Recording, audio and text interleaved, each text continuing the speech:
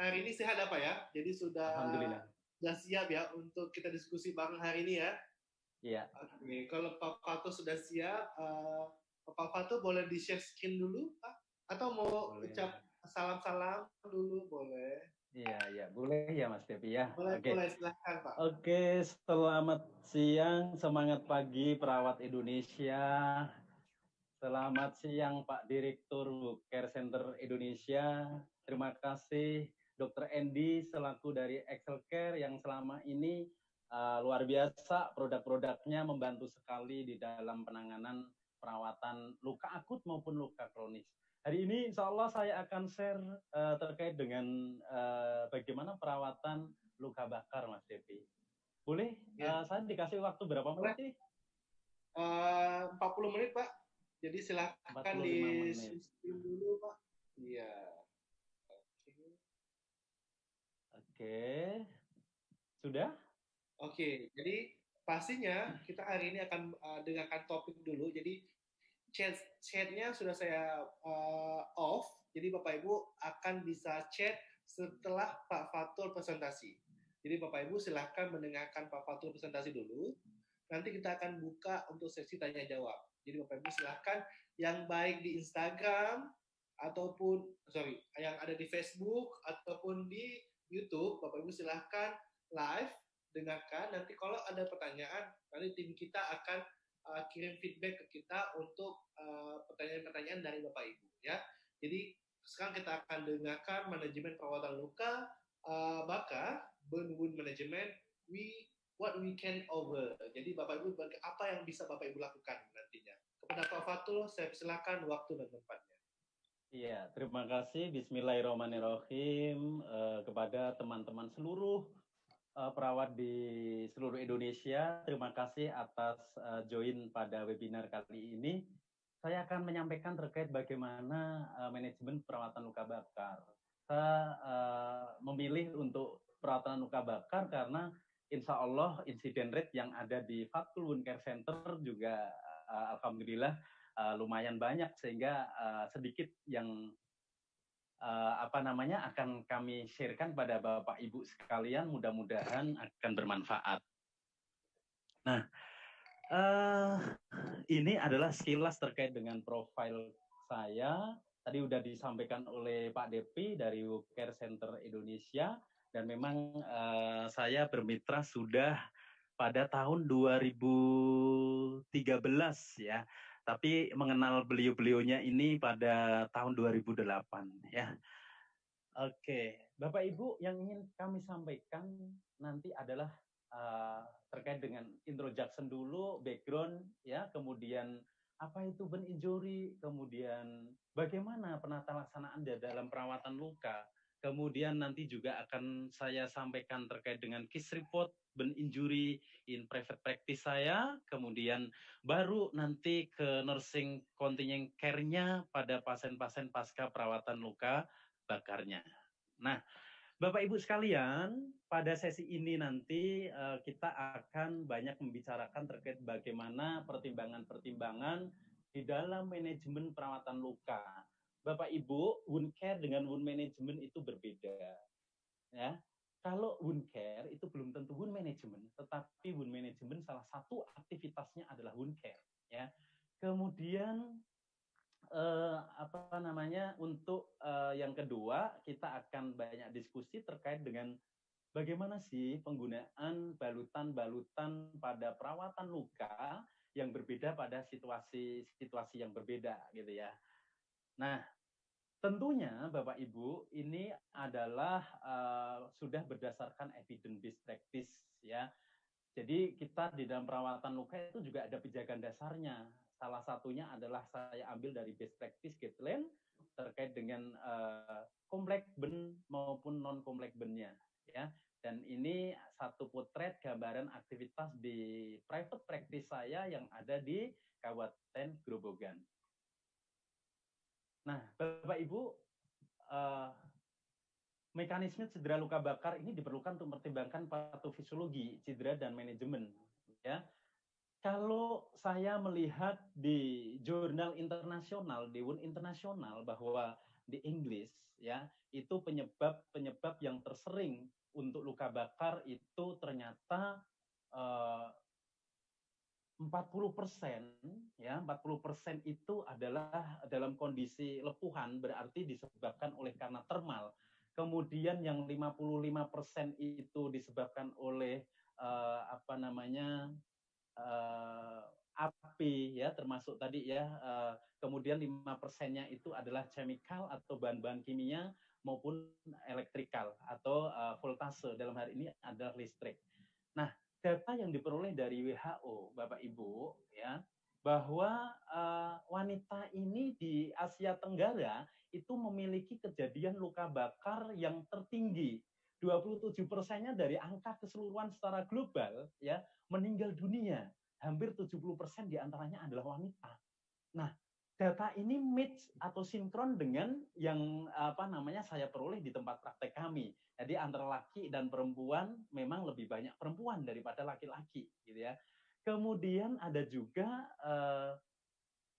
sekitar 1.350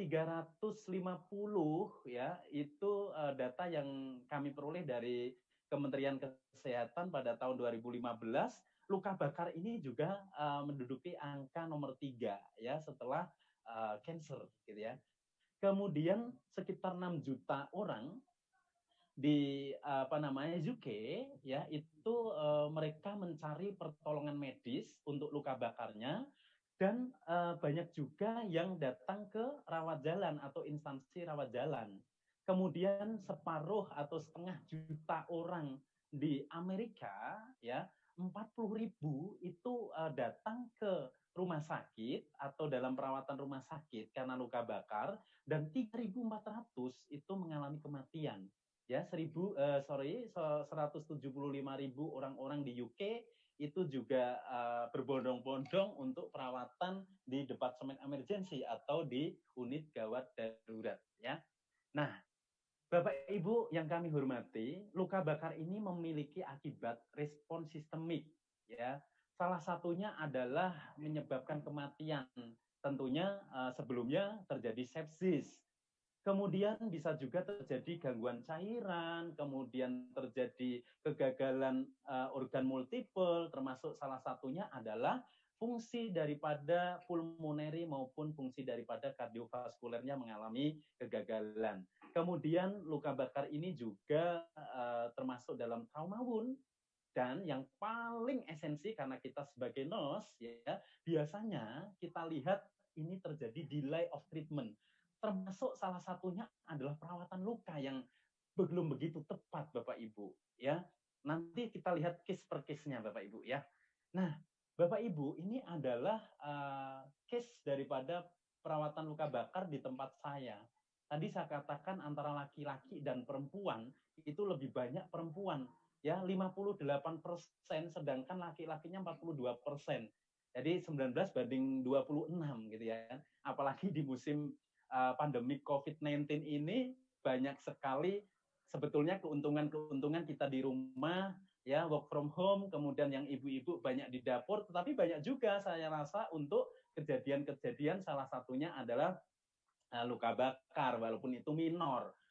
Kita sendiri sebagai tenaga kesehatan pun juga nggak menyadari ya, kita pakai hand sanitizer, kita lihat ada alkohol ya di dalamnya, itu juga bisa menyebabkan flame ya, atau ada kalau ada percikan api kita juga bisa terjadi luka bakar walaupun ini adalah superficial gitu ya.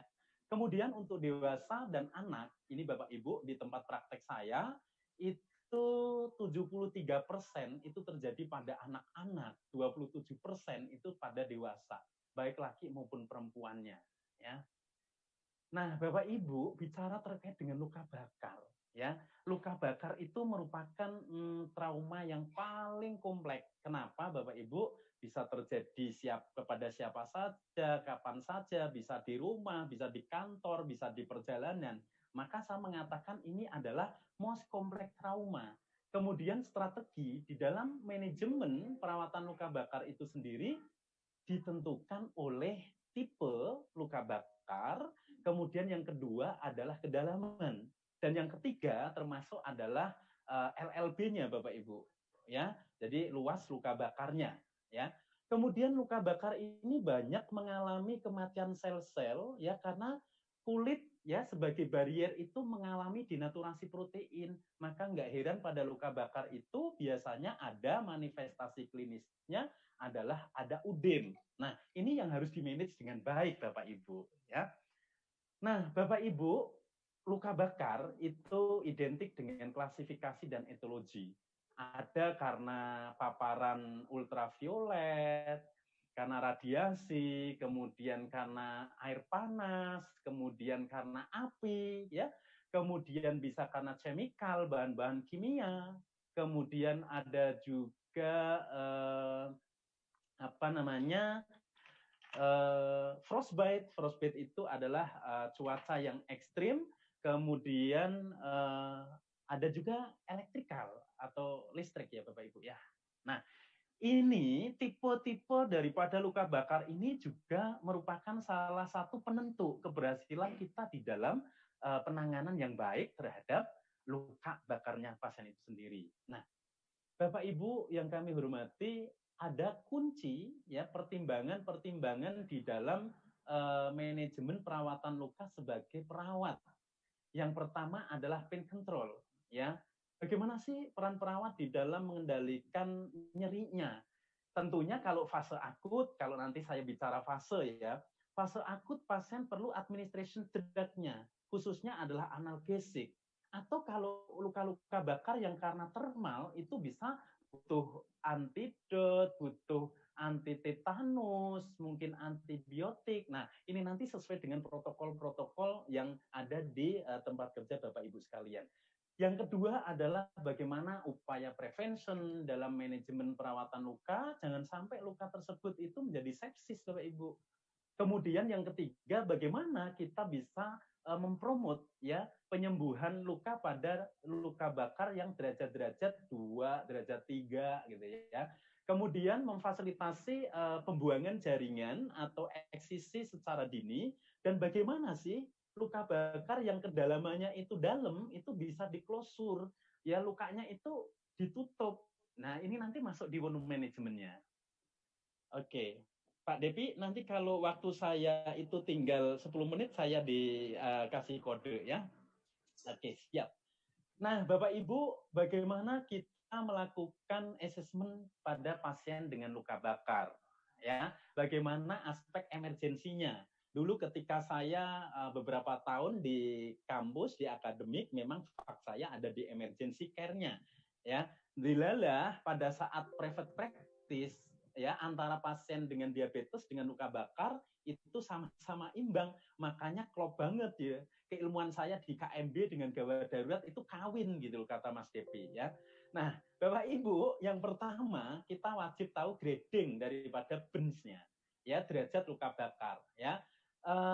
Kalau ada beberapa negara yang masih punya grading itu 4, derajat 1, 2, 3, 4. Tapi beberapa jurnal dan di Indonesia sendiri sudah mulai terjadi perubahan paradigma ya, derajat untuk luka bakar hanya terbagi menjadi 3 Bapak Ibu. Derajat 1, derajat 2, derajat 3. Sedangkan derajat 2 itu dibagi menjadi 2, yaitu derajat 2 dangkal dan derajat 2 dalam ya.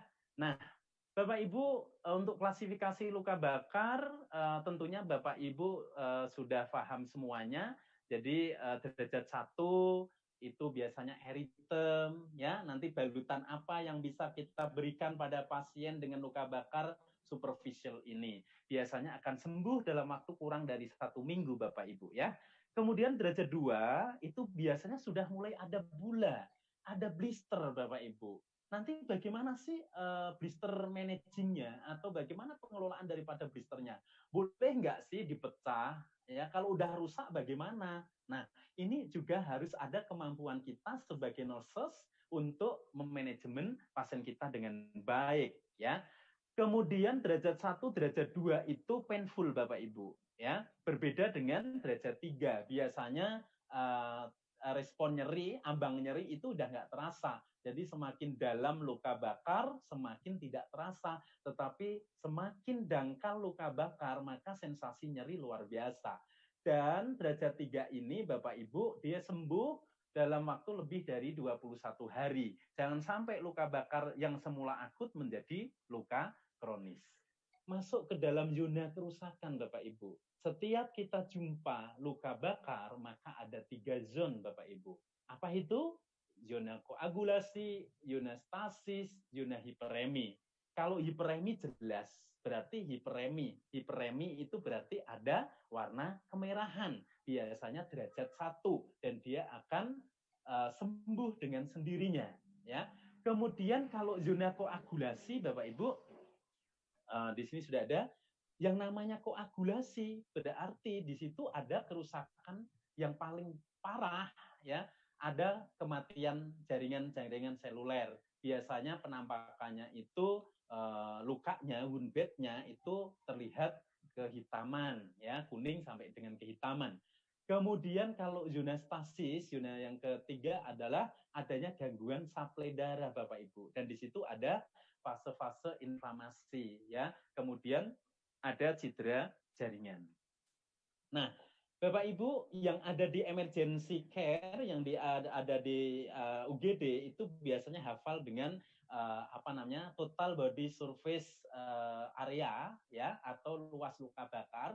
Ketika kita assessment luka bakar, maka kita bisa menggunakan aturan rule of 9, ya, karena dikatakan luas luka bakar itu adalah prosentasi dari TBSA. Apa itu TBSA? Yaitu total body surface area. Nah, 11 area itu dengan masing-masing adalah 9%, Bapak Ibu. Tangan, dada, kemudian pantat, kemudian paha, kaki, ya, kecuali genitalia adalah 1%. Tapi berbeda keadaannya kalau kita pengkajiannya untuk menilai luas luka bakar atau TBSA-nya pada infan. Maka pada infan kita memakai ukuran telapak. Telapak itu adalah 1%. Tadi sama. Kenapa genitalia 1% genitalia?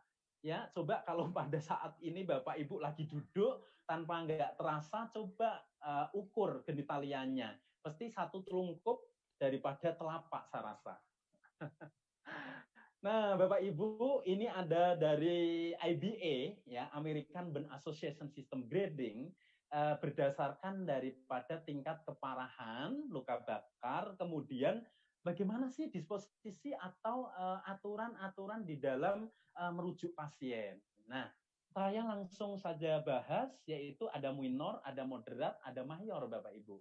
Minor itu apabila, ya, luas luka bakarnya itu kurang dari 10% untuk dewasa, kurang dari 5% dari total body surface area pada luka bakar untuk anak maupun untuk elderly, para orang lansia, kemudian kurang dari 2% itu bila luka bakar derajatnya derajat 3. Sedangkan untuk moderat, Bapak Ibu, sebelum ke moderat, disposisi pasiennya apa Bapak Ibu? Outpatient management. Apa artinya? Cukup dengan rawat jalan. Ya, biasanya ini kan lebih ringan derajat luka bakarnya. Sedangkan di moderat itu 10-20% TBSA itu pada orang dewasa, kemudian 5-10% TBSA-nya pada luka bakar untuk orang tua, ya, 2-5% itu untuk full thickness burn-nya, termasuk di situ karena sengatan listrik, kemudian karena ada kegawat daruratan daripada resusitasi daripada ABC-nya, kemudian pasien potensi infeksi, diabetes, dan lain-lain. Nah, ini perlu dirujuk ke rumah sakit. Sedangkan yang mayor, Bapak Ibu, itu lebih dari 20% TBSA pada orang dewasa, kriteria moderat ditambah dengan ada perlukaan atau cedera pada area-area yang sangat signifikan. Contohnya adalah area muka, area ais, ya, mata, telinga, genitalia, maupun di area-area sendi, maupun adanya injury atau cedera dari fracture atau patah tulang maupun diikuti dengan trauma lain. Nah, ini perlu kiranya untuk referral ke unit luka bakar atau burn center-nya. Ya, kalau di Grobogan memang belum ada burn center, biasanya biasanya kita rujuk ke Semarang ya, atau kalau di Sanglah Rumah Sakit Bali yang pernah saya lihat pada tahun 2000 pasca bom Legian 2 ya, muncul atau dibikin unit ben, termasuk di RSPP yang pernah saya lihat ya. Rumah sakit Pertamina itu juga unit bennya luar biasa, heran dengan equipment yang ada di sana. Bapak Ibu, ada 3 fase di dalam luka bakar, fase akut, fase subakut, fase lanjut.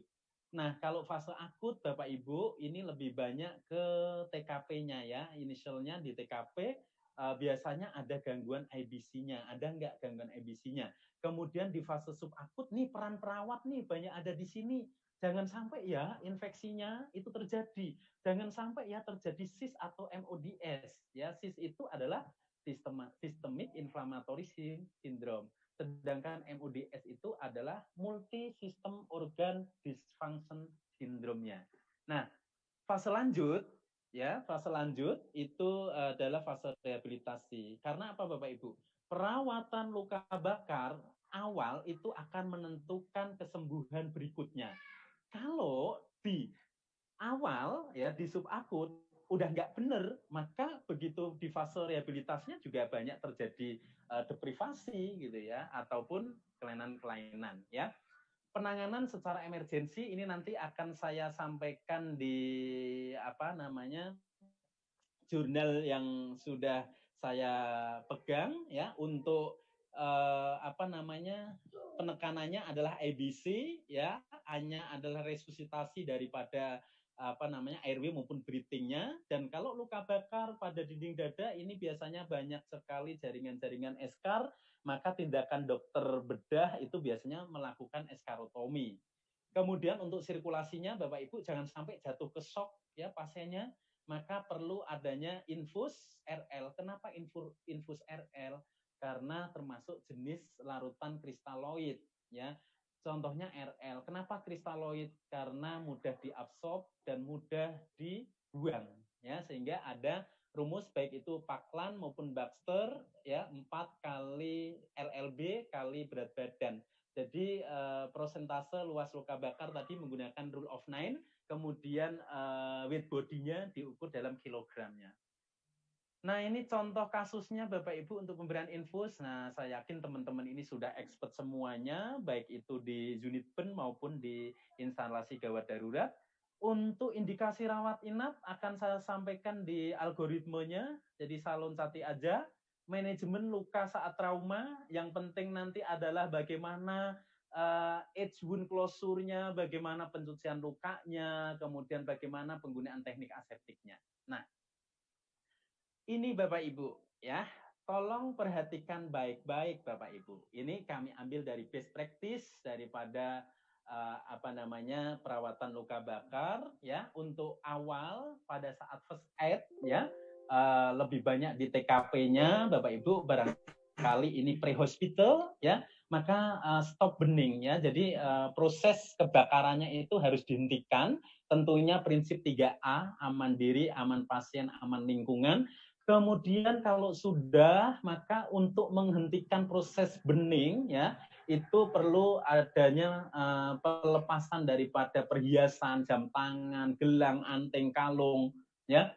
Kemudian hot clothing, jadi pakaian-pakaian yang menyimpan sumber panas, termasuk ikat pinggang, termasuk pakaian-pakaian, tapi jangan lupa untuk diberikan blanket atau selimut ya, tetap ya. Kemudian perlu dilakukan cooling Bapak Ibu. Apa itu cooling? Pendinginan ya. Jadi karena luka bakar itu sensasinya luar biasa panas ya, maka cooling.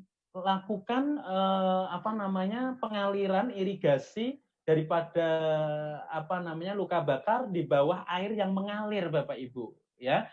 Nah, air yang mengalir ini suhunya itu ya sekitar 15 sampai 18 derajat, kemudian selama 20 sampai 30 menit. Nah, baru kita memakai hidrogel ya. Kemudian Bapak Ibu selanjutnya adalah kalau itu perlu diberikan analgesik sesuai dengan protokol, kemudian khususnya pada pasien-pasien dengan derajat 1, derajat 2 itu painful sekali, ya.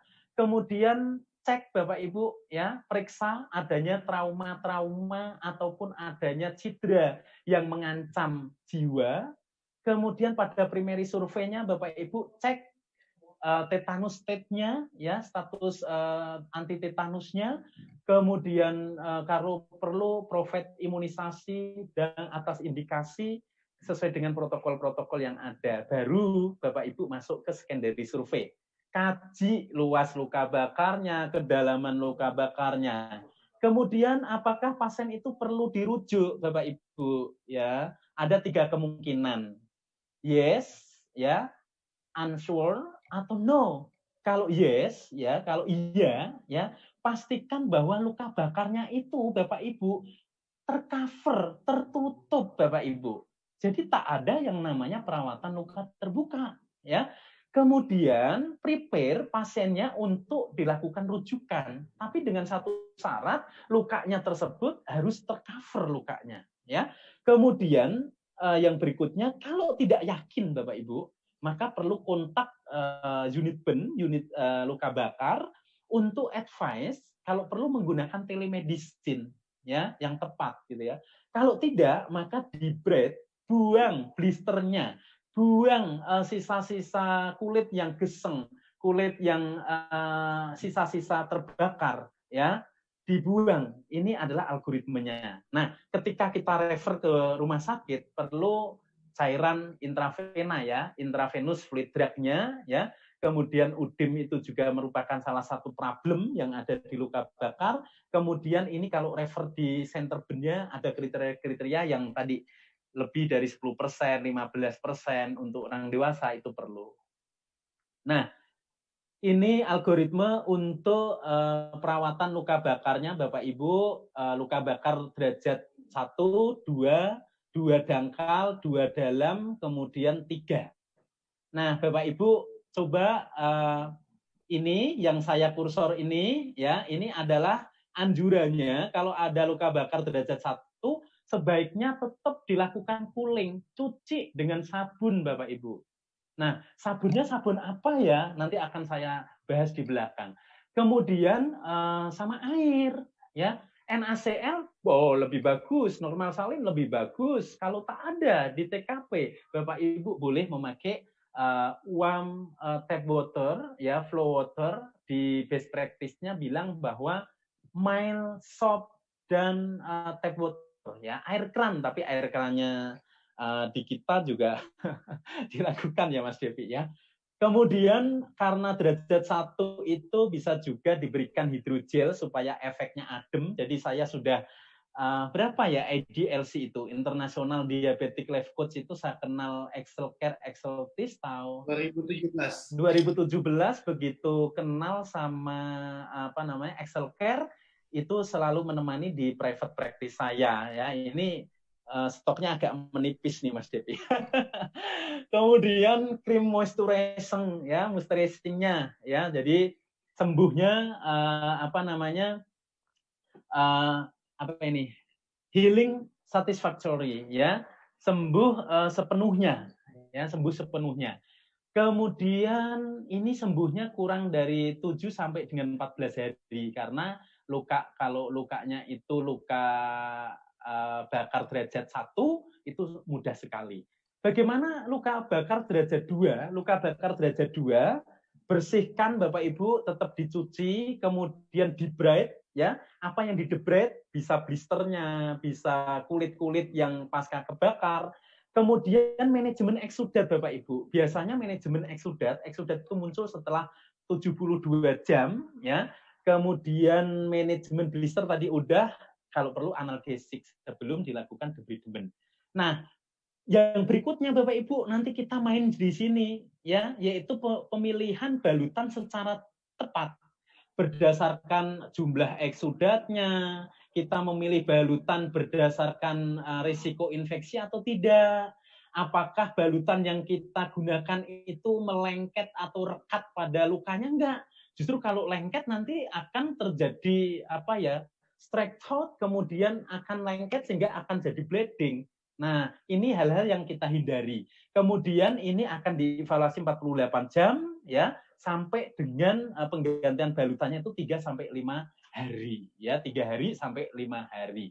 Kemudian Bapak Ibu untuk derajat 2 dalam tetap cleanse, debride, yakinkan lukanya, tolong please ya, ini yang saya kasih kode kursor ini, ensure moist wound healing Bapak Ibu. Please, kalau ada luka bakar pun tetap kok moist wound healing ya. Bagaimana kita membuat lukanya itu jadi moist, bukan becek, bukan kering ya. Nanti kalau kering, aduh, dipraktekkan kami itu selalu menjumpai luka bakar pasca 1 bulan dirawat di tatanan klinis, akhirnya kami debride daripada eskarnya Bapak Ibu ya. Derajat 3 refer ke unit bennya atau ke sentral luka bakar. Agak percepat dikit, saya nggak bisa ini Mas Devi, dibantu untuk klik Mas. Oke. Nah Bapak Ibu, ini profesi yang paling saya cintai ya. Nah Bapak Ibu, ini dilalah pada saat maaf ya, saya kemarin pulang dari Jepang itu ada di salah satu drugstore ya, ada alkes lah kalau bahasa saya di Grobogan ya. Itu di sana juga ada loh semacam ini, namanya Net Bandits ya. Atau mereknya banyak kok, Stockinet gitu ya, atau kita bilangnya Net Bandits ya. Nah, ini itu adalah fiksasi. Saya jujuk saja ya Mas Depi ya. Ini supaya nggak ngantuk aja. Pasien-pasien yang area-area lukanya itu area yang sulit, area kepala, kalau dikasih plester kan tidak begitu mudah kan, maka fiksasi yang cantik yang bisa membuat moist sampai bisa dibukanya itu dengan interval waktu 3 sampai 5 hari itu apa ya? Untungnya saya memiliki Stockinet ya. Ternyata Bapak Ibu, kabar gembiranya adalah ternyata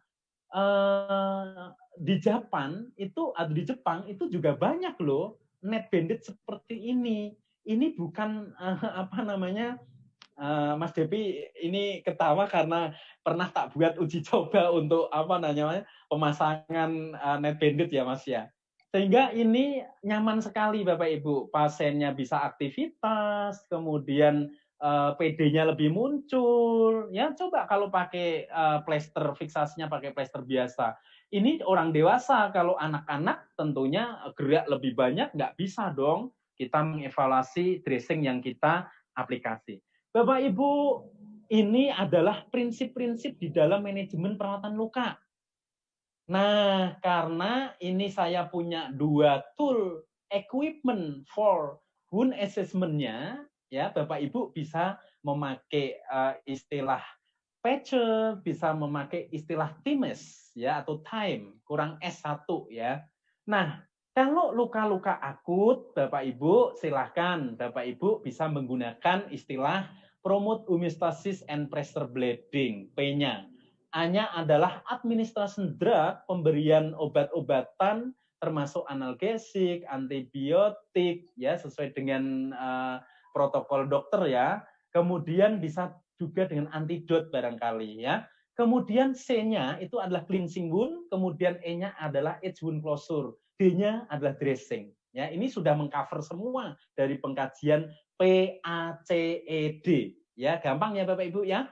Kemudian yang tim manajemen itu juga bisa ya kita pakai ya.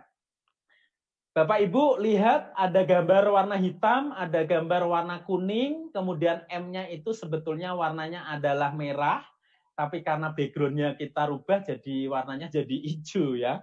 Kemudian yang E itu adalah warnanya adalah pink ya. Kenapa saya membuat PowerPoint-nya itu sudah berdasarkan warna? Titenane gampang atau bahasa Indonesianya cara mengingatnya mudah. Warna hitam berarti tisu manajemen itu mengelola jaringan mati. Identik warna kuning, warna hitam. Lalu aplikasi empirisnya apa Bapak Ibu? Buanglah jaringan nekrotiknya. I-nya adalah control infection or inflammation control. Kendalikan infeksinya atau radangnya. M-nya adalah moisture, ya moist wound healing. Berarti adalah kalau misalnya manajemen eksudat eksudatnya banyak, kita nggak mungkin pakai kasa. Ya, tentunya kalau pendekatannya memakai dressing, kita bisa pakai foam ya, karena untuk kontrol eksudatnya. E-nya adalah epitelisasi. Bagaimana kita bisa membuat epitel dalam 2 minggu itu kontraksi. Nah, Bapak Ibu, WooCare Center sejak tahun 2007 itu membuat akronim daripada perawatan luka yang dicetuskan oleh beliaunya, Ibu Widasari, guru saya, ya, sama orang yang menginspirasi saya, yaitu dari Sulawesi, sama tim winners semuanya, ya, itu mencuci luka, membuang jaringan mati, memilih balutan yang tepat. 3M ya Bapak Ibu, mencuci, membuang, memilih. Gampang sekali menghafalkannya. Nah, Bapak Ibu, ini ada salah satu dari best practice guideline-nya. Bagaimana kalau luka bakar pencuciannya? Pencuciannya ini kita bisa pakai teknik mempertahankan teknik sterilitas, memakai cairan aseptik, kemudian tekniknya bisa teknik irigasi ataupun swab secara gentle, kemudian memakai cairan apa ya? Bisa normal salin ya. Kalau di Indonesia masih terbatas, kita bisa memakai NaCl atau boleh kok memakai tap flow water, atau artinya adalah air yang mengalir, Bapak Ibu. Air mengalir berarti identik dengan air kran. Iya, tapi air krannya Indonesia dengan mancanegara tentunya berbeda. Kemudian Bapak Ibu, Melsop Bapak Ibu. Jadi yang bukan semata-mata saya yang berbicara, tetapi fondasi saya ada di best practice-nya, ya. Wound cleansing with mild soap, sabun yang lembut, sabun yang tidak pedih di mata, sponsornya kata Pak Depi, ya. Sabun lembut itu apa? Banyak sekali Bapak Ibu yang ada dikomersilkan, ya. Kemudian untuk topikal irigasi atau solution cairannya, Bapak Ibu bisa pakai cairan antimikrobial atau antiseptik yang mengandung pH MB banyak ya. Oke. Nah, ini Mas Depi dan teman-teman manajemen blisternya. Blister itu memang fitur secara umum yang terjadi pada luka bakar derajat 2 ya, derajat 2 ya, derajat 2 dangkal. Dia membentuk terisi cairan atau yang disebut dengan udim ya. Kemudian halo, suara saya masih ada, Mas Dewi? Masih, Pak. Siap. Ketika blister lepuhan itu rusak, Bapak Ibu, ya, atau dirufit, ya, maka dia akan merusak kulit-kulit dermis atau di bawahnya, sehingga akan expose, Bapak Ibu. Nah, apa bedanya nanti? Nanti di manajemen saya cerita deh, ya, di manajemennya. Nah, ini Bapak Ibu, luka bakar itu merupakan respon peradangan yang bisa meningkatkan permeabilitas kapiler ya, sehingga hasilnya adalah membentuk udim ya. Kemudian ketika rusak maka epidermis ini akan terpisah ya, rusak terhadap jaringan-jaringan kulit di bawahnya. Nah, managing blisternya apa Bapak Ibu? Live intact artinya apa? Utuh, kalau utuh ya, blisternya itu kecil, ya, dindingnya itu kecil, kurang dari 6 mm, ya. Atau gini, saya bahasa Indonesia kan Bapak Ibu. Kalau Bapak Ibu menjumpai luka bakar yang blisternya itu kurang dari 1 cm persegi, maka tidak perlu dirusak, tidak perlu diaspirasi. Namun ya itu karena akan direabsorb. Namun kalau blisternya itu memiliki dinding yang lebih tebal atau thick ya, maka ini perlu diaspirasi, kemudian dibikinkan jendela ini ya, ada sesuai dengan petunjuk window supaya apa? Melebarkan Bapak Ibu sehingga cairannya dia akan keluar. Karena kalau cairannya nggak keluar Bapak Ibu, ya blister tersebut juga tidak akan kempis atau berkurang. Yang ada akan tumbuh blister kecil-kecil di sampingnya. Nah, dan ini akan bisa terjadi resba atau berisiko infeksi. Ya. Nah, kita masuk ke balutan Bapak Ibu. Nah, sering kali ini ada yang bertanya ini kapan tuh sebaiknya balutan itu diganti. Ya. The first dressing change should be for 48 jam pertama ya setelah luka. Kemudian bisa 3 sampai 5 hari ya dibukanya, dan itu pun tergantung daripada perkembangan dari luka bakarnya tersebut. Oh, membaik, tambah hari lagi. Oh, membaik, tambah hari lagi ya. Nah, ini balutan yang ideal Bapak Ibu, syarat-syaratnya yang pertama harus maintaining moisture. Kelembapannya harus dijaga. Yang kedua, nyaman digunakan, tidak menimbulkan nyeri, tidak berisiko meningkatkan infeksi. Kemudian balutan yang dipakai itu bisa menyerap eksudate, meningkatkan proses penyembuhan luka, mudah digunakan, diaplikasikan, tidak menyebabkan reaksi alergi, Bapak Ibu, ya. Kemudian kontrol bau, yang terakhir karena ini hubungannya dengan produk, otomatis PT, kata Mas Depi bahasa Aceh itu PT, ya. Harganya terjangkau, cost efektif. Kalau nggak cost efektif, tentunya saya nggak bisa aplikasi dong, ya. Sehingga saya memiliki insya Allah banyak balutan-balutan dari Excel Care yang representatif untuk diterapkan. Nah, Bapak Ibu, ini adalah tabel untuk dressing selection ya, yang saya ambil dari best practice guideline-nya. Luka bakar derajat 1, derajat ringan, itu perlu diberikan gel, hidrogel. Nanti saya kenalkan nama gelnya apa ya, walaupun banyak sekali gel-gel sudah masuk di Indonesia ya, tapi Bapak Ibu sebagai wound clinician, sebagai tenaga kesehatan yang merawat, itu tentunya akan bisa mengaplikasikan gel dengan benar.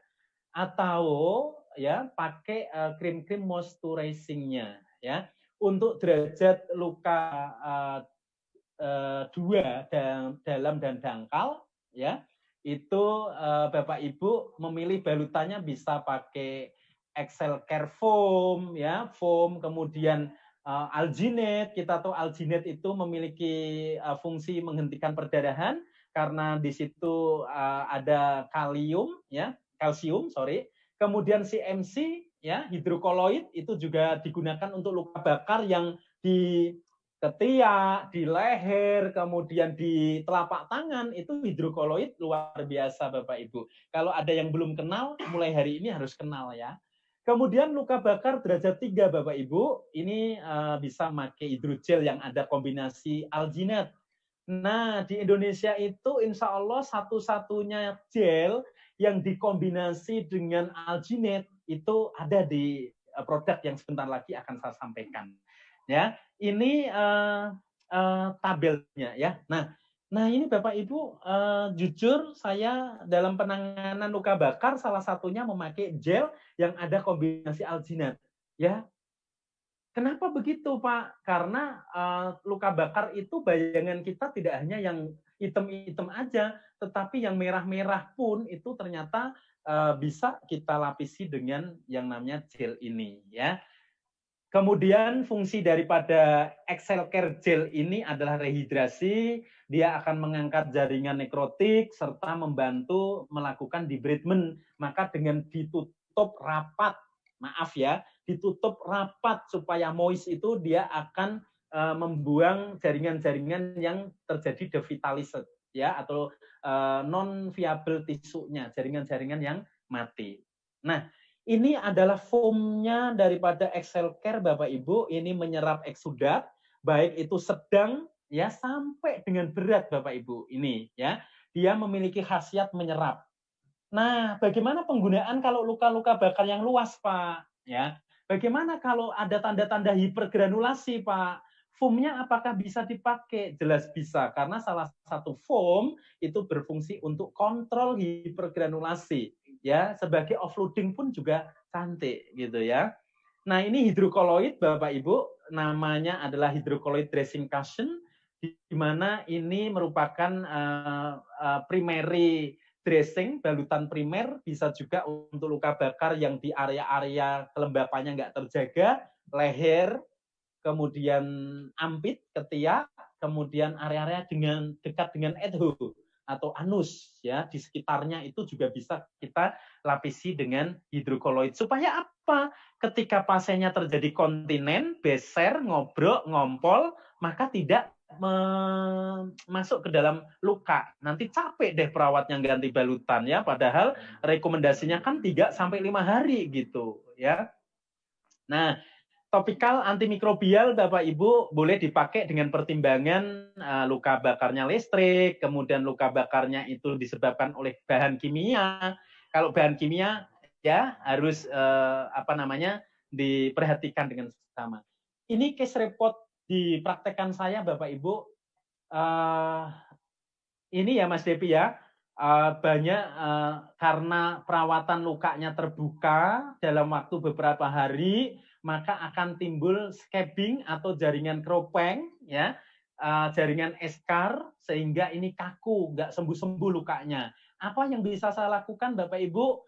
Cuci dulu lukanya, kemudian setelah dicuci dengan bagus dari sekitar luka ke lukanya, kemudian keringkan Bapak Ibu, setelah keringkan ambil hidrogel Excel Care dari Exceltis-nya ya. Boleh Bapak Ibu kombinasi dengan zinc cream Bapak Ibu. Kalau punya salep ya, salepnya ditaruh di atas daripada hidrogel. Boleh nggak? Boleh. Karena perawatan luka bakar untuk penggunaan gel boleh dimix ya atau dicampur. Kemudian kita tutup seperti ini Bapak Ibu. Ketika kita tutup, maka dalam waktu 3 sampai 4 hari atau 5 hari, maka ketika kita buka, dia akan terjadi autolisis. Jadi siapa yang membuka ini kulit yang keropeng jadi bagus? Melalui balutannya tersebut, karena dia akan menjalankan tugas yaitu sebagai autolisis debridement. Jadilah seperti ini. Ini hanya 3 kali Bapak Ibu ya. Ini hanya 2 kali, 1 kali seperti ini, kemudian datang lagi setelah 4 hari seperti ini. Sebentar ya Pak Depi ya. Ini anak A ya, usia 2,5 tahun, oleh karena termal air panas, ketumpahan daripada sayur, kemudian oleh ibunya dikasih odol Bapak Ibu, pasta gigi. Kemudian sudah 1 minggu lebih baru dibawa ke Fatkulun Care Center dalam kondisi seperti ini Bapak Ibu.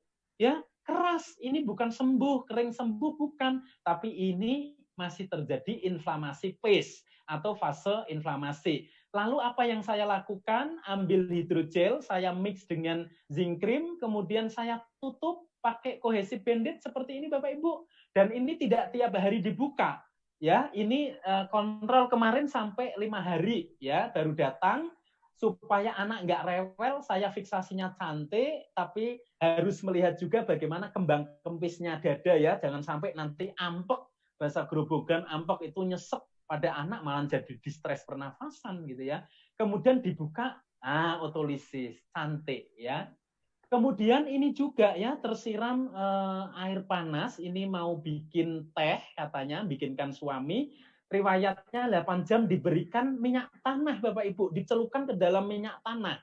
Bahasa grobogannya itu lion. Gas gitu ya, lion ya. Nah, kondisi datang di Fatkulun Care seperti ini Mas Devi.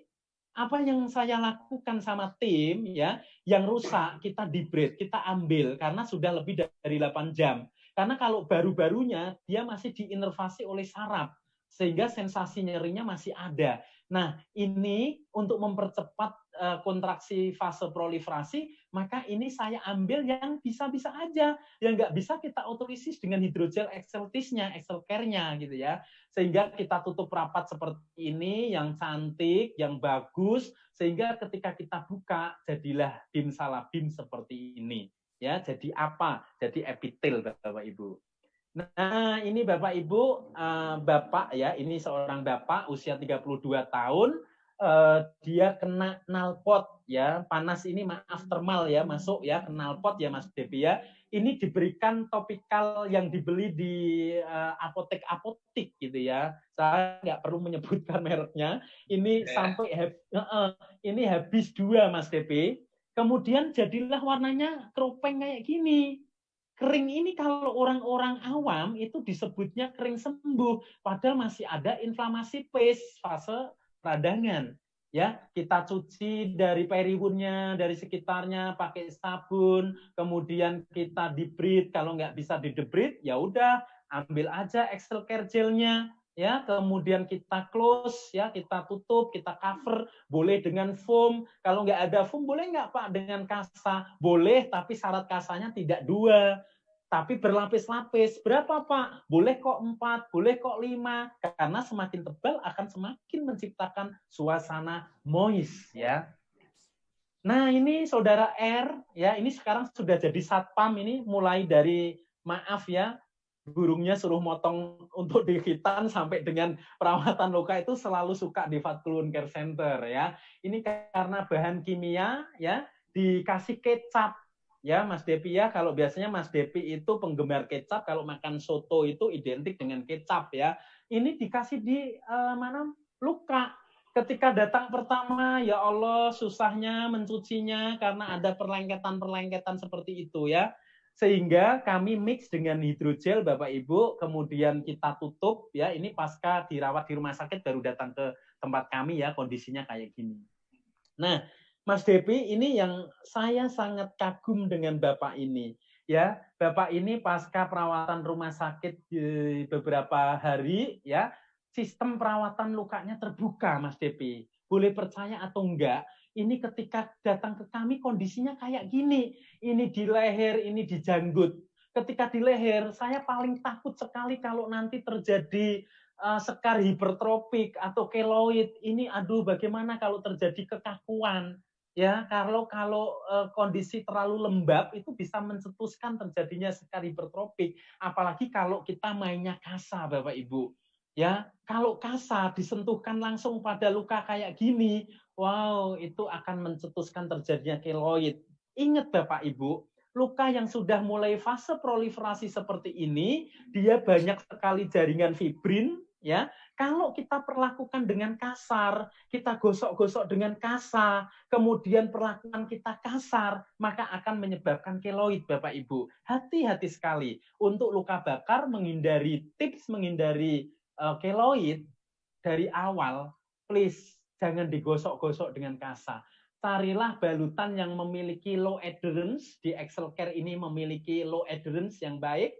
Kemudian kasih kasa yang lembut, ada kok, ya. Island dressing itu termasuk idola kami di dalam perawatan luka.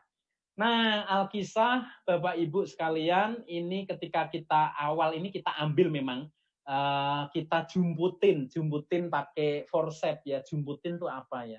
Kita ambilin lah, ya, ambil. Maka supaya tidak terasa panas nantinya kita pakai hidrogel, kemudian kita tutup. Nah, yang paling pusing nutupnya pakai opo yo, ya, apalagi luka-luka di sini kan gitu, ya. Nah, kami punya stockinette yang ukurannya itu lebar sehingga pasien fine-fine aja, ya. Ini juga Mas Depi datang dengan kondisi seperti ini, gampang Bapak Ibu tipsnya kalau datang seperti ini, cuci hidrogel Excel Care atau Excel Piece-nya punya, taruh di sini yang tebal. Habis itu Bapak Ibu kasih transparan film, ya. Jadi kalau kasa-kasa saja pada hidrogel nanti dia akan direabsorb oleh kasa, ya. Jadi efisiensi efektivitasnya jadi berkurang, ya. Sehingga jadilah seperti ini. Nah, Bapak Ibu, ini sebentar ya Mas Depi, kasih saya waktu tambahan sedikit lagi. Ini Bapak Ibu, ya, ini seorang pasien pekerjaannya itu adalah penggiling padi keliling. Dia jatuh dari atas masuk ke jurang, ya, masuk ke jurang. Tahu jurang ya Mas Depi, ya, dan teman-teman. Masuk ke parit, ya, paritnya itu agak dalam. Ketumpahan daripada air radiator, ya, air radiator, kemudian opnam di rumah sakit dan di klinik, ya, jadi total 1,5 bulan, baru datang di Fatkulun Care Center, dan kami menjumpai di area butok, ya, di area batok, ya, di pantat ini kulitnya seperti kulit terong yang lagi dibakar, Mas. Jadi untuk didebrit itu susah sekali. Sehingga kami cuci semuanya, setelah kita cuci, kami kasih hidrogel Excel Care ini Bapak Ibu, ya, karena padat, kenyal, ya, cantik, ya, sehingga kita mix dengan zinc cream dan kita tutup. Sempat kami bingung karena kehabisan Stokinet, Bapak Ibu. Akhirnya kami sarankan untuk memakai gurita, ya. Guritanya ibu-ibu yang habis labor atau yang habis melahirkan itu bisa dipakai sebagai fiksasi. Karena kalau nanti pakainya, maaf ya Mas Depi ya dan teman-teman, underpad, ya Allah panasnya seperti apa, luar biasa panasnya. Walaupun pad itu bisa dipakai sebagai padding, tetapi saya belajar dari aspek psikologis pasien, itu ternyata sensasinya panas Bapak Ibu. Ya, sehingga untuk fiksasinya kami pakai gurita seperti ini. Ya, walaupun tidak lumrah, tetapi ini upaya untuk mempertahankan fiksasi tetap bagus. Ini Bapak Ibu kasus yang kemarin bulan 6 ya, ini karena bahan kimia. Setelah 2 minggu baru ke Fatkul Wound Care Center, kemudian kita debrief, kemudian kita kasih Excel Care, pencuciannya kita kasih PHMB, hasil akhirnya kita tutup secara oklusif. Apa itu oklusif? Itu tertutup rapat Bapak Ibu. Jadi kalau menutup rapat itu jangan lagi ini lubang, ini rapat, ini lubang, ini rapat. Tak boleh lagi itu ya. Justru tidak bisa membuat kondisinya moist. Nah, aspek kosmetik juga harusnya dipertimbangkan. Ini kestrum listrik, lagi membangun rumah. Kondisi awal datang ke kami masih banyak jaringan-jaringan keropeng yang tebal sangat. Ini sudah terjadi perbaikan bagus, cuman kendalanya terakhir kemarin di sini. Jangan sampai ini hipergranulasi. Ya, makanya foam sebagai offloading, ya, Excel Care foam-nya itu luar biasa untuk bisa mensupport hipergranulasi jadi flat. Ini kasus yang terbaru juga pada bulan 1, ini ketumpahan air bakso Bapak Ibu ya. Jadi lagi jajan, dia ditabrak oleh pengemudi, kemudian pengemudinya nabrak tukang bakso keliling, akhirnya menumpahi badan, muka dan di genitalianya. Pasca opnam berapa lama itu kalau nggak salah 2 minggu, kemudian dikasih topikal yang ada di komersil itu ya, habis 10 cup, tapi kondisinya masih seperti ini Pak Depi. Begitu datang ke tempat saya setelah 2 minggu, ya udah kulit-kulit yang sekiranya itu tidak berguna atau devitalize tisu, ini saya buang karena membantu percepatan proses pengelupasan secara otolisis. Kami kasih hidrogel exeltis, kemudian kombinasi dengan zinc cream, lalu kita tutup. Di muka juga seperti itu, pakai Stokinet juga. Nah, ini tambahan aja in additional wound care Bapak Ibu. Ternyata di Excel Care itu juga sudah lama loh saya memakai Colacure, termasuk teman dokter Hasan dari Surabaya, Wound Care Center, kemudian Ikram Wound Care Center, Salut Wound Care Center, Cindara Wound Care Center itu sudah memakai Colacure ini. Kolakur ini kolagen yang berbentuk spong Bapak Ibu. Jadi kontraksi kalau sulit Bapak Ibu boleh pakai kolakur ini. Mungkin nanti Dokter Endi bisa menambahkan ya Dok ya. Lanjut. Ini case yang sama Bapak Ibu. Ini ya sebelum saya akhiri Bapak Ibu, satu catatan bagi kita semuanya. Hindari jangan menggunakan kipas angin Bapak Ibu atau kipas dari bambu. Ya, luka bakar dikipas-kipasin atau dibiarkan terbuka itu jangan, pamali. Ya, kata Mas Depi itu tidak berendet gitu ya. Apa itu artinya saya juga nggak begitu tahu ya. Nah, akhirnya kalau sembarang ngasih taburan-taburan ini jadi keropeng kayak gini. Ini sebelum kita rawat Bapak Ibu. Setelah kita bersihkan dengan virgin coconut oil, minyak, boleh dengan minyak zaitun ya. Ternyata hari pertama itu ketika di hadapan kami itu sudah bisa terkelupas semuanya. Jangan dikira kering ini, keropeng ini kering loh. Ya, di dalamnya harus perlu treatment supaya proses epitelisasinya bagus. Ini juga sama, tetap ya Pak Depi, yang ingin kami tunjukkan adalah occlusive bandit. Ini adalah tertutup rapat. Berapa menit lagi Mas Dayat? Sudah habis Pak. Iya Pak, ya ini terakhir ya. Supaya nggak terjadi keloid. Ini adalah anjuran-anjuran setelah perawatan luka, jangan lupa makan tinggi kalori, tinggi protein, karena denaturasi protein, banyak yang keluar, maka terjadi udem, maka kita kejar, jangan sampai udem berkepanjangan, harus kita konsumsi high protein. Ya, maintenance hydration karena jangan sampai shock, 6-8 gelas air ya, hindari kafein, alkohol maupun perlu adanya multivitamin ya. Kemudian gatal biasanya itu hal yang wajar Bapak Ibu, tapi jangan digaruk-garuk. Nanti kalau sering itching ya, ini itch management bukan pitch ya Mas Depi ya. Itch management, manajemen gatalnya itu bisa dikasih moisturizing cream Mas Depi ya, atau gel tipis-tipis boleh ya. Nah, terakhir Bapak Ibu, ini anak saya ini Bapak Ibu, anak saya yang lagi diajak neneknya untuk rekreasi karena lapar makan mie instan, ternyata lagi belajar jalan, kemudian ketumpahan nih di dada sama di pahanya. Kemudian untungnya dia sudah bisa bicara, bilang kepada neneknya, Mbah, salep gitu, bilangnya salep. Akhirnya dikasih aloe vera ya. Tindakan pertama. Sampai rumah jam 11 malam karena kalau saya jemput di Jogja saya nggak tahu rutenya di mana berada. Akhirnya jam 11 malam langsung saya terima di dalam kamar, kemudian saya cuci lukanya secara irigasi, kemudian saya kasih hidrogel, saya mix dengan zinc cream yang saya miliki, lalu saya occlusive bandage, saya tutup rapat, kemudian di paha juga saya nggak pakai kasa, mohon maaf Bu, Pak, kalau anak Bapak Ibu luka bakar jangan dikasih kasa pertama kali, jangan. Pamalih, nanti terjadi keloid takut. Kemudian ini sembuh dan sekarang itu sudah 3 tahun itu sudah samar, jadi nggak kelihatan luka bakarnya Mas Depi. Ya, jangan lupa Mas Depi terakhir adalah diagnosa perawatan. Sebagai perawat jangan lupa untuk diagnosa perawatannya.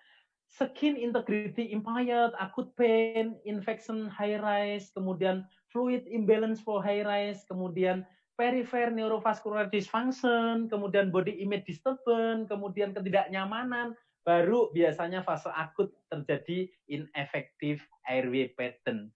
Yang terakhir ya yang bisa saya sampaikan adalah choose the right dressing for the right time ya. Jadi balutannya itu tolong diperhatikan ya, dipilih balutannya yang tepat dengan waktu yang tepat pula ya. Mungkin itu yang bisa saya sampaikan Mas Depi, kurang lebihnya saya mohon maaf yang sebesar-besarnya. Terima kasih sekali lagi untuk Exceltis yang menemani saya dalam perawatan luka. Terima kasih Wu Care Center, terima kasih Pak Direktur PT WON yang selalu komunikasi. Wassalamualaikum warahmatullahi wabarakatuh.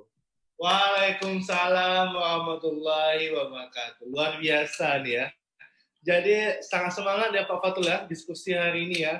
Jadi memang sangat interest ya. Jadi karena ini tentang burn, jadi pastinya karena angka kejadian burn terluka bakar itu sangat tinggi banget ya. Jadi kalau kita cek beberapa referensi memang burn itu sangat tinggi daripada luka diabetes, luka kanker, atau luka lain-lainnya. Jadi luka bakar hampir semua orang itu pasti kena si luka ya. Jadi mungkin nanti kita akan di closing statement nanti kasih tips Pak. Apa sih dressing apa yang harus ada di rumah minimal? Nah, gitu ya. Iya, jadi minimal kan pastinya luka bakar pasti akan terjadi di rumah ya paling sering ya. Baik kena percikan minyak, apalagi WFH ya Mas ya. Ya benar, jadi masak ya, jadi yang baru masak. Nah jadi pastinya Bapak Ibu harus mempersiapkan dressing yang sesuai dan tepat untuk persiapan di rumah. Jadi nggak lagi beli-beli yang ada di apotek atau di mana ya. Iya. Oke. Kan dari Ibu Dewi Gayatri ya dari FIK UI, beliau bertanya dapatkah kita menggunakan enzimatic autolysis seperti enzim papain untuk pada kasus burn ini, Pak? Oke. Sudah, Mas Devi? Sudah, silakan, Pak. Sudah. Baik, terima kasih. Satu kehormatan buat dosen idola saya, walaupun saya mungkin dalam event-event dulu di akademisi sering melihat juga. Ibu, selamat sore, Bu Dewi Gayatri dari UI. apakah enzimatik debridement dalam hal ini bisa digunakan? Bisa Ibu, asalkan pada fase untuk luka bakarnya itu sudah di maintenance phase, ya, artinya di fase kedua hingga sampai ke fase rehabilitasi, sebelum rehabilitasi, maaf. Nah, misalnya Ibu tidak punya gel, ya, Ibu memakainya enzimatik, contohnya adalah aloe vera boleh, enzimatik papain boleh, ya, karena dari pepaya mengandung enzim papain. Nah, kalau di pengalaman saya, Bu Dewi, itu kalau misalnya saat itu saya belum kenal Exeltis, itu memang di depan rumah saya pekarangan saya tanam sekitar 20 aloe vera, itu saya lebih banyak menggunakan enzimatiknya itu adalah aloe vera. Ya, akan tetapi kalau sekarang itu misalnya aloe vera masih jarang atau masih langka didapati, sekarang sudah banyak produk-produk yang sudah dikombin dengan kemasan yang sudah jadi, tetapi ya agak sedikit apa ya Mas Depi ya, kandungannya tentunya ada unsur campuran kimiawi sedikit gitu ya. Jadi kalau kesimpulannya enzimatik debridement pada prinsipnya bisa dipakai Bu, baik itu aloe vera, papain atau bromelin barangkali itu juga bisa dipakai. Terima kasih Mas Depi. Oke, thank you Pak Fat. Ya. Ya, luar biasa ya. Jadi jadi ini ada beberapa pertanyaan yang hampir sama Pak, ya. Jadi saya tidak terlalu banyak banget untuk semuanya. Jadi pada kasus penanganan pertama Pak, jadi pada fase inflamasi, ya, pada fase inflamasi, dressing apa aja yang yang boleh kita berikan. Ya, jadi treatmentnya, penanganannya apa Pak? Untuk pada kasus kalau pasien pertama datang, karena ini pertanyaannya hampir sama semuanya. Jadi pastinya dengan kondisi masih nyeri, masih bengkak, jadi tanda-tanda inflamasi masih ada. Jadi apa sih treatment pertamanya? Silakan, Oke, ya Mas Depi. Fasenya kita lihat fase di mana dulu nih. Kalau misalnya pada saat first aid ya, pada saat first aid, otomatis kan di situ kita harus betul-betul assessment-nya gini. Ada nggak sih di fase awal, di fase akut itu jangan-jangan akan ada kegawat daruratan daripada ABC-nya. Ya, ABC-nya clear Pak. ABC-nya clear. Clear ya, sudah clear. Nah, kalau ABC sudah clear berdasarkan algoritma tadi yang saya ambil dari best practice dan secara eksperimen saya atau experience saya, itu tentunya cuci dulu 3M ya Mas Depi ya. Cuci lukanya dengan NaCl ya. Kemudian cara nyucinya itu di sekitar lukanya dulu, walaupun luas luka bakarnya itu luas, tetap prinsip pencucian harus benar dulu. Kemudian boleh dipakai melsop, sabun ya, yang lembut. Kemudian baru proses pengeringan boleh dilap secara pelan-pelan dengan island dressing ya. Kalau saya takut dengan kasa karena bisa menimbulkan atau merangsang fibrin. Kemudian baru pilihan dressingnya adalah hidrogel dulu Mas, karena memberikan efek adem. Selain itu kan dia merehidrasi. Ya, merehidrasi. Kita tahu bahwa luka bakar terjadi evaporasi, penguapan, ya, sehingga elektrolit tubuh itu juga akan keluar, maka jangan sampai pasien terjadi gangguan pada C-nya, sirkulasinya. Maka gel yang tebal, yang banyak, boleh. Exelcare kalau saya, sudah ada di hadapan saya ini, maaf. Biasa loh ya. Kemudian yang berikutnya, kalau nggak ada zinc cream boleh tunggal Bapak Ibu, tetapi syaratnya Bapak Ibu di cover dengan transparan film. Sekunderinya ya Pak ya? Iya, sekunderinya. Iya, tetapi kalau Bapak Ibu punya zinc cream atau katakanlah di rumah sakit, saya yakin ada topikal terapi untuk burn injury itu ada. Yang penting adalah moist Bapak Ibu, ya, moist. konsensus ini sudah disepakati bersama, baik itu di dokter bedah plastik, dokter bedah, MOIS itu sangat penting. Karena apa? Ketika kondisinya itu terbuka, perawatannya terbuka, hanya dikasih celupan NaCl aja tidak ditutup, bahkan kipas anginnya itu dengan kencang, maka akan terjadi dehidrasi pada kulit yang efeknya akan banyak timbul jaringan eskarnya. Gitu ya. Nah, dressingnya itu Mas. Dressingnya itu ya. Nah, pastinya kan ini tadi seirama dengan pertanyaan dari Nurul Atikah dan Adik Wiku ya. Ya, jadi mereka juga bertanya tentang bagaimana untuk mencegah terjadinya keloid tadi ya. Jadi pastinya kalau untuk mencegah keloid kita pastinya di fase inflamasi ini harus benar-benar betul, benar Pak ya? Iya, tepat sekali. Betul. Jadi bagaimana mengcover luka ini secara moist ya. Jadi untuk tidak terjadinya keloid. Jadi resiko keloid pasti akan minimal. Betul Pak Depi, ya. Karena yang perlu diingat begini Bapak Ibu sekalian, perawat-perawat Indonesia yang kami hormati, pada fase awal tersebut perawatan lukanya itu kalau benar maka akan mempengaruhi daripada penyembuhan berikutnya gitu, ya. Begitu Pak Depi. Oke, thank you Pak Fat. Nah, ada satu pertanyaan yang mungkin hampir sama seperti tadi ya. Ini dari Dr. Yurizal Mkes. Beliau bertanya, untuk dressing sekunder, mana yang lebih baik kita gunakan pada luka yang masih banyak eksudat?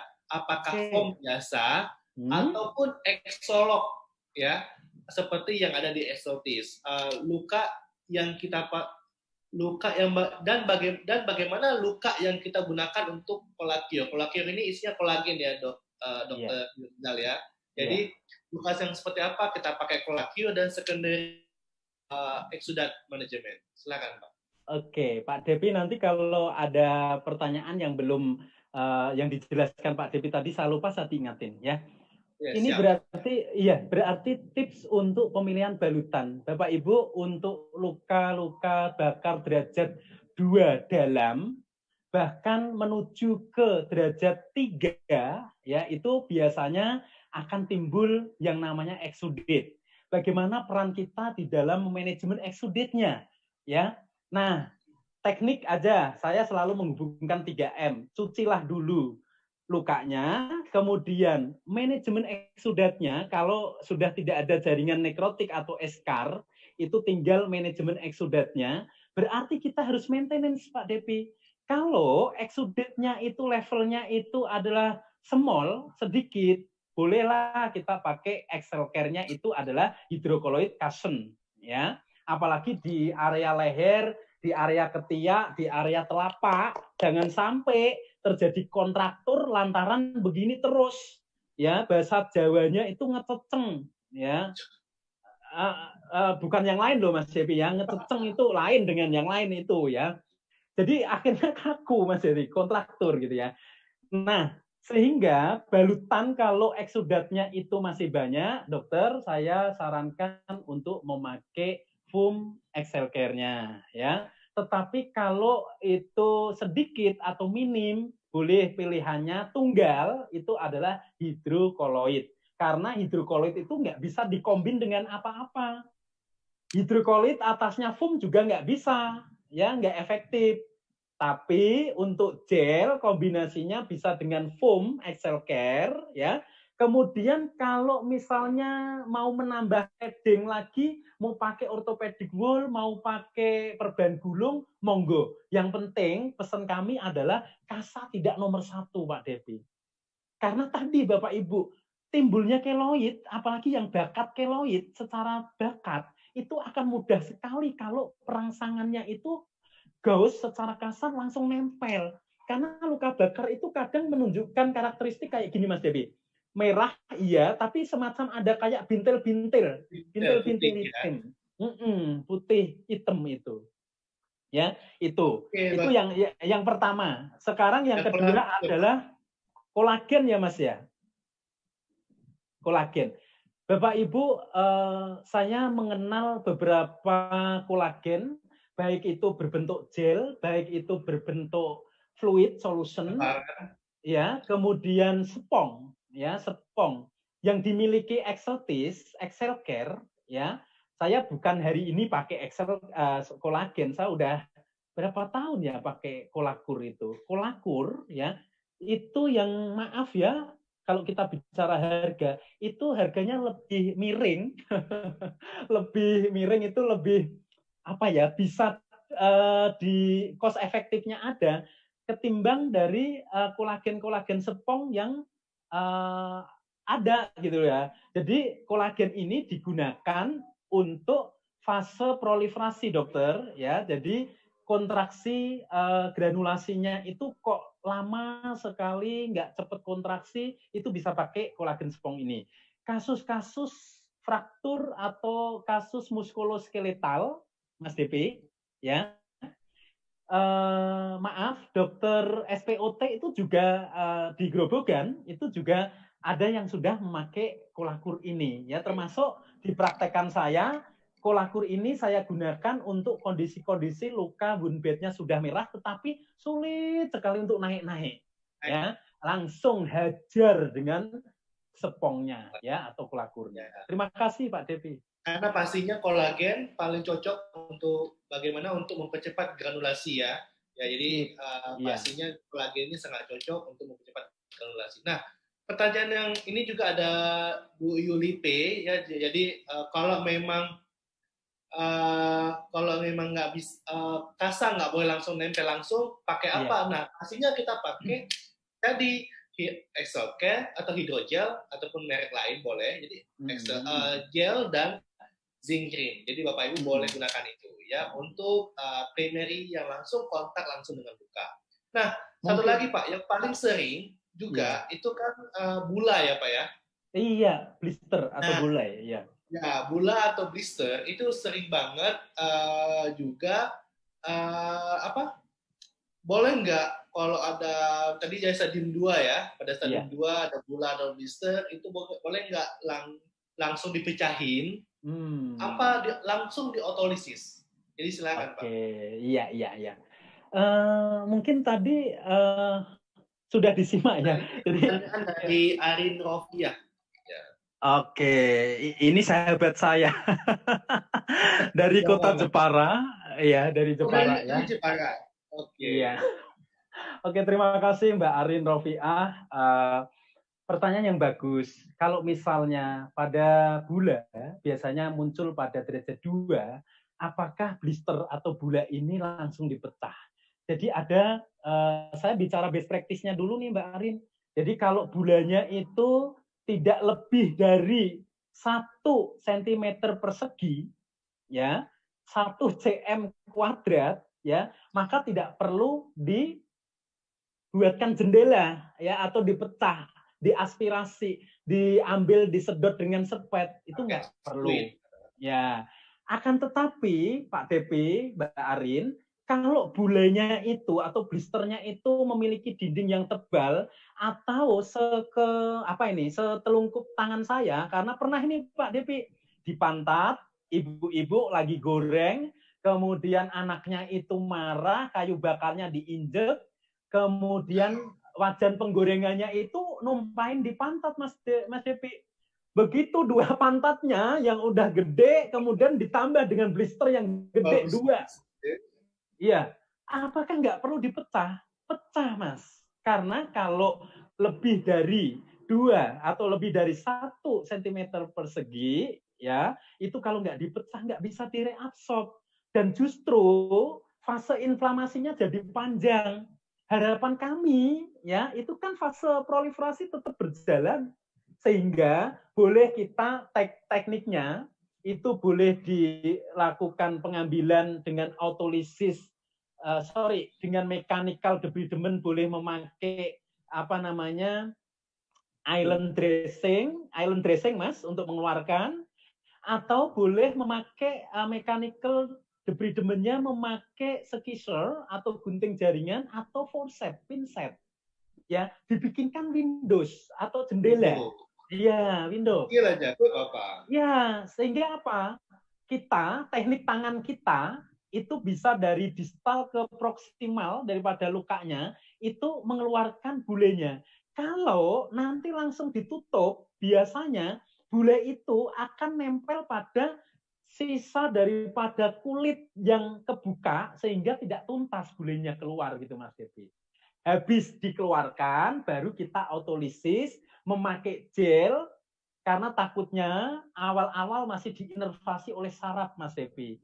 Sehingga untuk minimize pain, ya, meminimalisasi nyeri, maka autolisis dengan gel, atasnya boleh pakai foam, ya, baru atasnya pakai adhesif yang lain. Mungkin itu Mas Devi. Nah, pastinya itu ya. Jadi jangan juga bulannya langsung dibuka semuanya, dikulitin. Nah, itu akan menjadikan pain yang sangat-sangat luar biasa ya. Jadi jangan dikulitin ya Bapak Ibu ya.